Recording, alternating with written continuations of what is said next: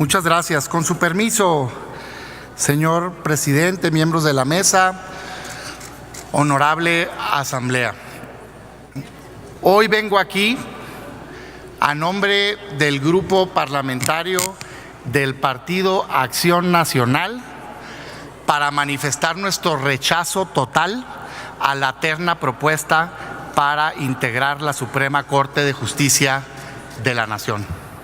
Y lo hacemos con plena conciencia y convicción de que hoy en día el principal interés debe ser proteger a las instituciones de nuestro país. Hace algunos meses estuvimos aquí debatiendo precisamente este mismo tema. Y en esa ocasión lo dijimos con claridad y hoy lo reiteramos.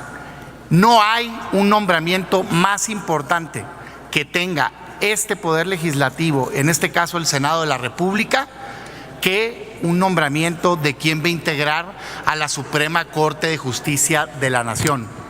Y no existe sencillamente porque en México existen tres poderes: el Poder Ejecutivo, el Poder Legislativo y el Poder Judicial.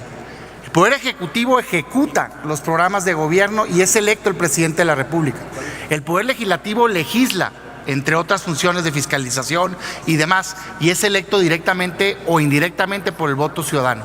Y el Poder Judicial es el encargado de impartir justicia y es nombrado en su máximo órgano, que es la Suprema Corte de Justicia de la Nación, por este Senado de la República.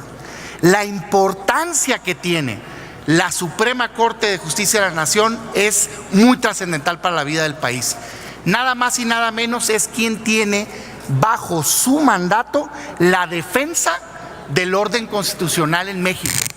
Se encarga de garantizar que en México se cumpla la Constitución y tiene varias maneras de hacerlo.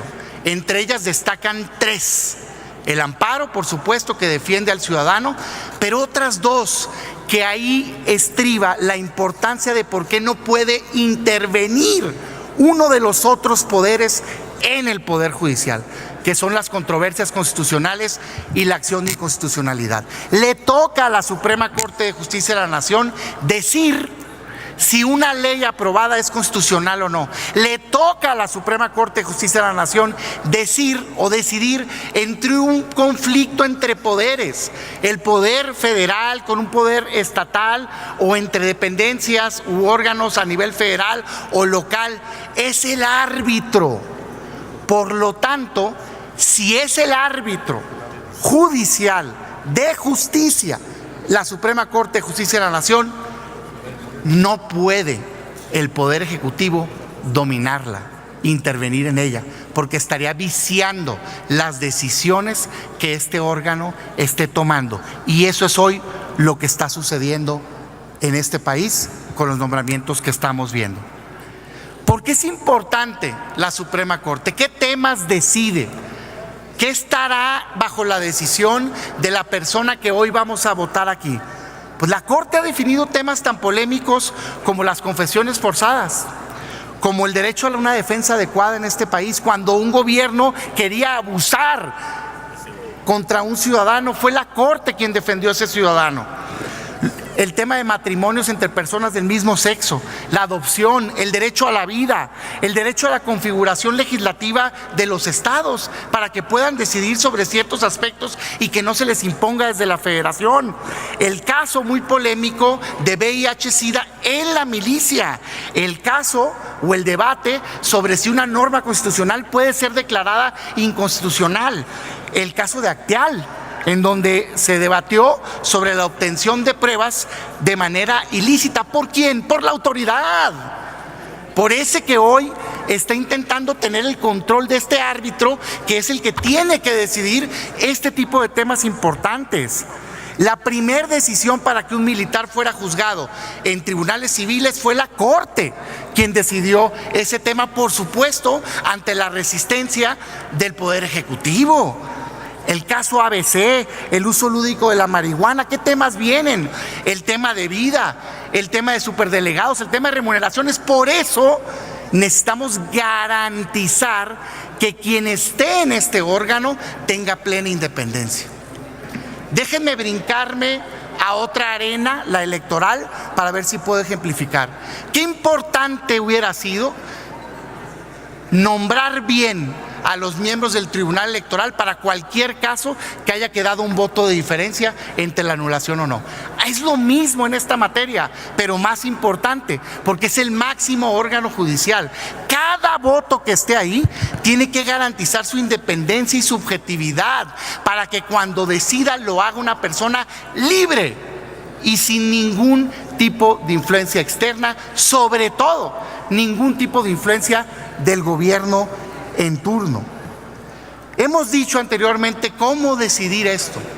Parecería hoy aquí escuchando algunos mensajes, pues que somos oficialía de partes. Nos mandan una propuesta, se revisa que cumpla con los requisitos de ley y listo. Ya no hay nada más que verle. Tenemos que votar a fuerzas a una. No, señores. De hecho, el constituyente prevé qué pasa si este Senado rechaza la terna. Se puede rechazar, ha pasado ya en la vida de este país. Cuando el Senado no la considera idónea, la rechaza y tendrá el Ejecutivo que enviar otra. Y en una segunda vuelta podrá el Ejecutivo nombrar bajo riesgo de que ese ministro o ministra quede eternamente señalado de parcialidad en cada decisión que tome. Hoy nosotros proponemos 3 análisis: de capacidad, de trayectoria y de idoneidad por subjetividad e independencia. No me meto mucho al tema de capacidad y trayectoria que pudieran ser superados. A algunos nos puede haber gustado o no el desempeño de alguna candidata o aspirante en su comparecencia, pero tienen experiencia en la materia. Ese no es el tema central hoy aquí. El tema central es, la pregunta es: ¿esa futura ministra garantiza independencia y objetividad? La respuesta es no. ¿Por qué?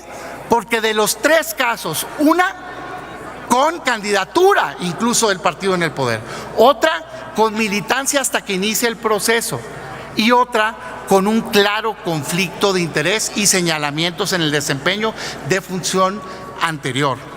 Y sí es conflicto de interés. Cuando termine, señor, por favor. Sí es conflicto de interés, señores. Yo sé que pareciera que estamos ofendiendo a alguien decir que existe un conflicto de interés. Déjenme leerles lo que dice la ley.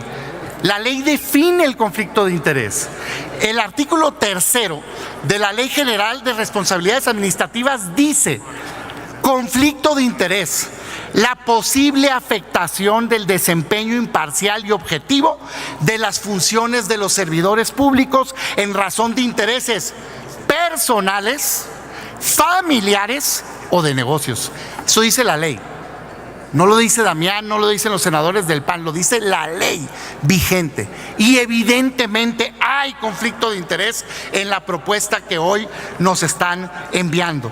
La ONU ha determinado principios básicos para la independencia judicial. Y lo que dice es que la independencia judicial es un requisito previo del principio de legalidad y una garantía fundamental de la existencia de un juicio justo. Eso es lo que estamos buscando. En consecuencia, dice la ONU, el juez deberá defender y ejemplificar la independencia judicial tanto en sus aspectos individuales como en sus aspectos institucionales. Dice más adelante que debe de llevar a cabo su labor sin presiones, sin influencias externas, y puntualiza que no debe de tener jamás un juez la influencia del gobierno en turno. Dice la propia ONU que la finalidad es garantizar la realidad de la independencia, así como su apariencia. Y aquí hago una pausa. Organizaciones mexicanas e internacionales nos han recordado la teoría de las apariencias, que ha sido recogida por organismos internacionales. El juzgador no debe solo ser imparcial, debe de parecer imparcial, porque está en juego la certeza de la institución. Por todos esos motivos es que hoy nosotros les decimos, la obligación moral que tenemos es rechazar la terna. Tenemos que proteger a las instituciones, en este caso al Poder Judicial. Y no es un tema personal contra alguna de ellas, y mucho menos es un tema de mujeres.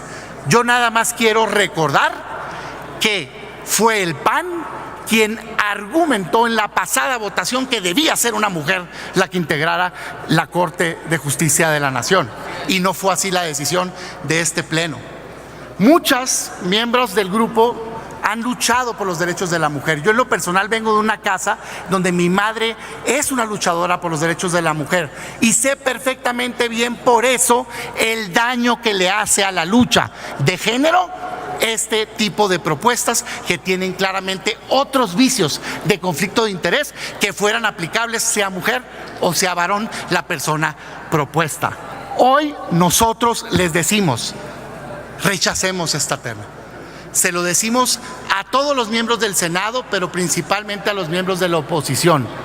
Hagamos juntos esta lucha y defendamos una causa justa, que es garantizar que el máximo órgano de justicia del país sea un órgano autónomo e independiente.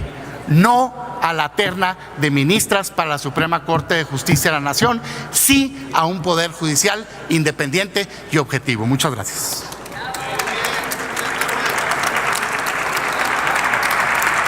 Estamos en posicionamientos de los grupos parlamentarios.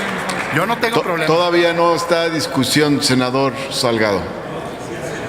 Yo encantado de la vida, mi estimado. Estamos en posicionamientos de los grupos parlamentarios. En esta etapa no hay preguntas. Gracias. Gracias, senador Cepeda. Tiene el uso de la